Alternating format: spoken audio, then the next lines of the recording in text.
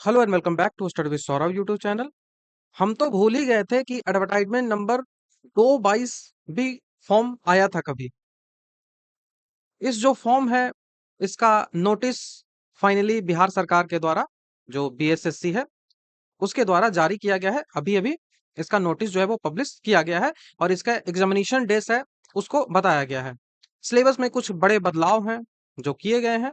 तो चलिए इस बीएसएससी का जो नोटिस है उसको देख लेते हैं और आप इस एग्जामिनेशन के लिए आपसे क्या कुछ कर सकते हो यदि आपने फिल किया है तो चलिए देख लेते हैं। ये नोटिस आया है आज। नोटिस जो है वो कल ही जो है वो डेट साइन कल ही का है लेकिन आया है नोटिस आज। यहाँ पे कहा गया है कि विज्ञान प्रावैधिक एवं तकनीकी शिक्षा विभाग बिहार सरकार पटना द्वारा जो प्रकाशित किया गया था 2/22 का नोटिस कार्यालय परिचारी हेतु कई स्टूडेंट्स हैं उनका मैसेज भी आ रहा था इस संदर्भ में कि इसका एग्जामिनेशन कब होगा। तो लो इसका नोटिस आ गया है एग्जामिनेशन का।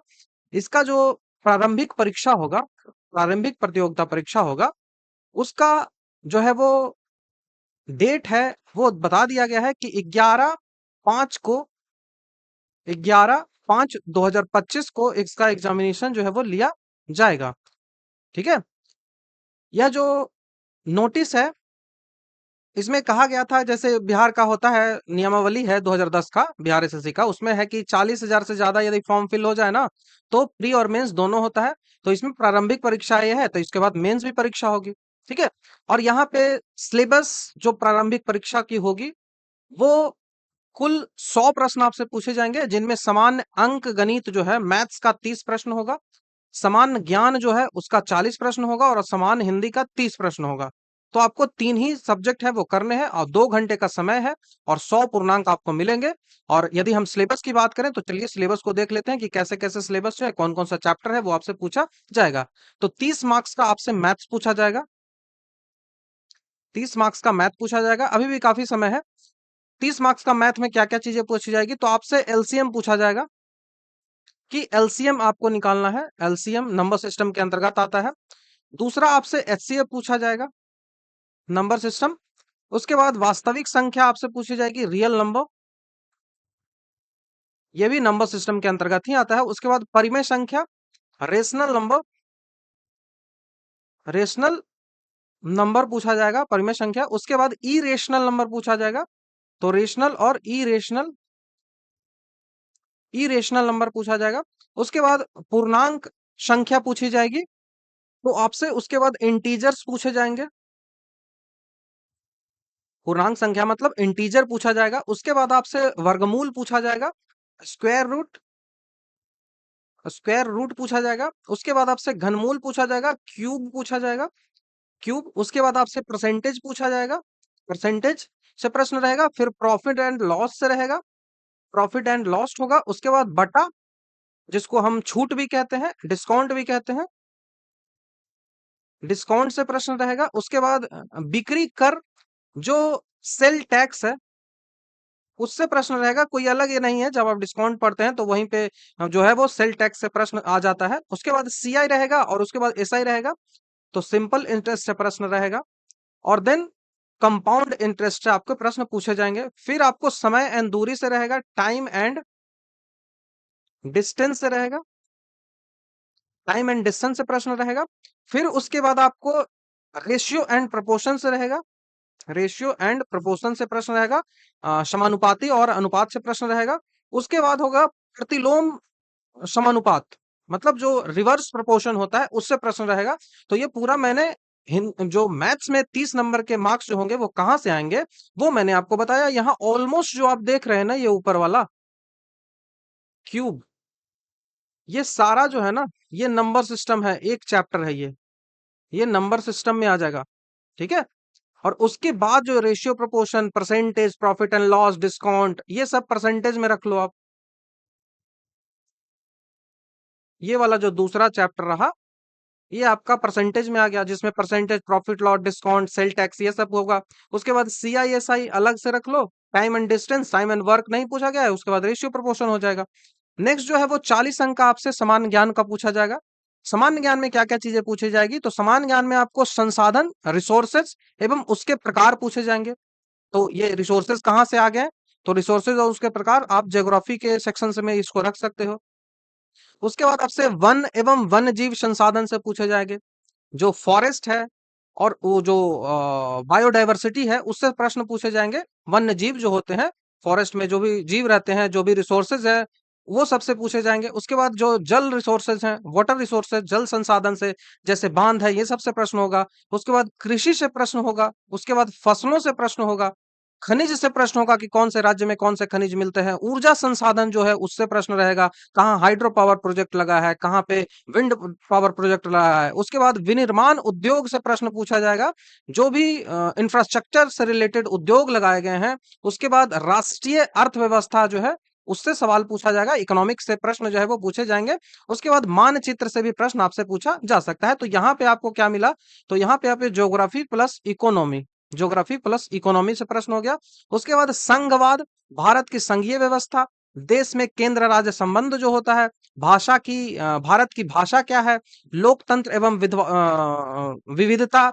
उसके बाद भारत की सामाजिक एवं धार्मिक विविधता। उसके बाद राजनीतिक दल, मतलब ये पॉलिटी है, ये पॉलिटी से आपको प्रश्न पूछा जाएगा। उसके बाद मुद्रा, शाख, वैश्वीकरण। उसके बाद भारतीय अर्थव्यवस्था, व्यापार एवं भूमंडलीयकरण, ट्रेड एंड ग्लोबलाइजेशन।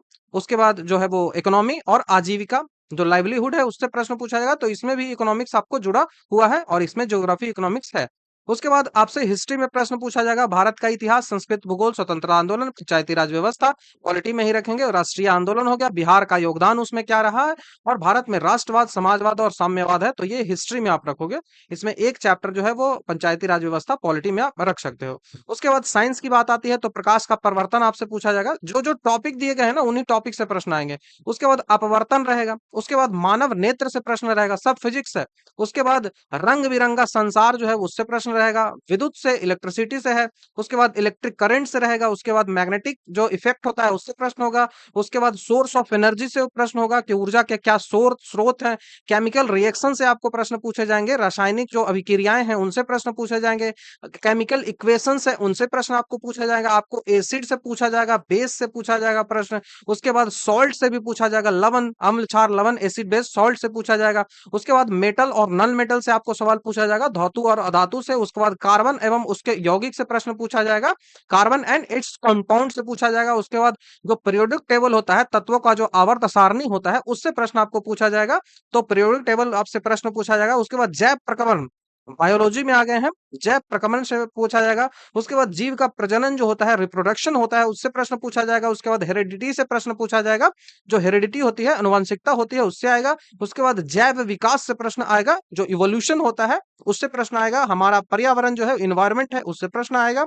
उसके बाद प्राकृतिक संसाधन के प्रबंधन जो है वो, जो कैसे हम प्राकृतिक संसाधन है उसको प्रबंध करते हैं, उसको मैनेज करते हैं, तो जो नेचुरल रिसोर्सेज हैं उसको मैनेजमेंट से संबंधित प्रश्न आएगा। उसके बाद लास्ट जो है वो करंट अफेयर से प्रश्न आएगा। तो 40 अंक के प्रश्न आपको यहीं से पूछे जाएंगे, जिनमें ज्योग्राफी, इकोनॉमिक्स, पॉलिटी और जो हिस्ट्री, यहाँ से सवाल आपको देखने को अधिक से अधिक मिलेंगे। उसके बाद फिजिक्स, केमिस्ट्री, बायो में सबसे ज्यादा जो पूछा जाएगा वो फिजिक्स से पूछा जाएगा। थोड़ा केमिस्ट्री या थोड़ा बायो है, तो सब चीज आपको करनी पड़ेगी। ऐसा नहीं है कि आप अब से स्टार्ट कर लोगे तो ऐसा हो जाएगा।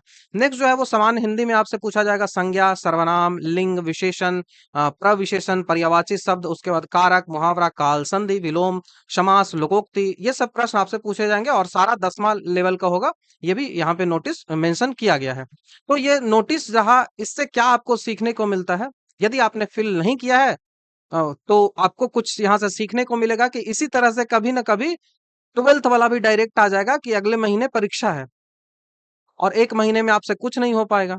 तो बेस्ट आपके लिए ये है कि आप जो अभी से सेट प्रैक्टिस करते रहिए, मार्केट में जाइए, सेट प्रैक्टिस खरीदिए। 150 क्वेश्चंस वाली सेट प्रैक्टिस आती है उसकी, उसके लिए आप ओएमआर सीट खरीदिए और उस ओएमआर सीट पे एटलीस्ट एक सेट आप डेली बनाइए।